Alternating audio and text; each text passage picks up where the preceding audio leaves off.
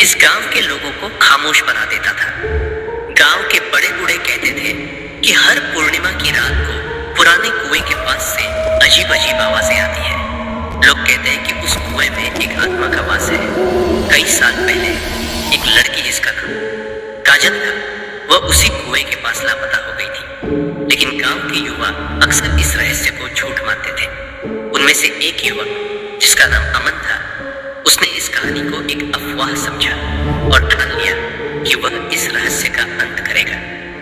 गांव के बुजुर्गों की चेतावनियों को नजरअंदाज करते हुए उसने अपने दोस्तों के साथ एक रात उस कुएं के पास जाने का फैसला किया।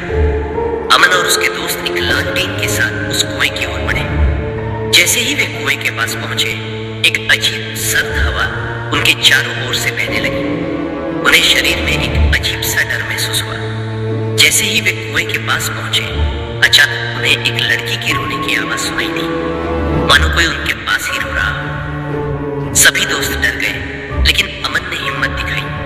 उसने अपनी लालटेन कुएं के अंदर डाली और झांक कर देखने लगा। जैसे ही उसकी नजर कुएं के अंदर पड़ी, उसके पैरों के नीचे से जमीन खिसक गई।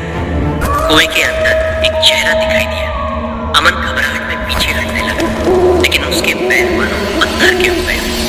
अचानक काजल का साया कुएं से बाहर निकलने लगा और वे सारे डरकर गांव की ओर भाग गए। अमन वहीं जड़वत खड़ा रह गया। सुबह हुई तो गांव वालों ने कुएं के पास अमन की चप्पलें पड़ी देखी, लेकिन अमन का कहीं भी कोई पता नहीं था। तभी से गांव में एक और डर बैठ गया। लोग कहते हैं कि अब काजल के साथ अमन की आत्मा भी उस कुएं के पास भटकती है और जो भी उस कुएं के पास जाता है उसे अपने साथ ले जाती है। काजली गांव के लोग अब भी पूर्णिमा की रात को अपने दरवाजे बंद रखते हैं और उस कुएं के पास जाने से डरते हैं। कहते हैं कि अब भी जब पूर्णिमा की रात होती है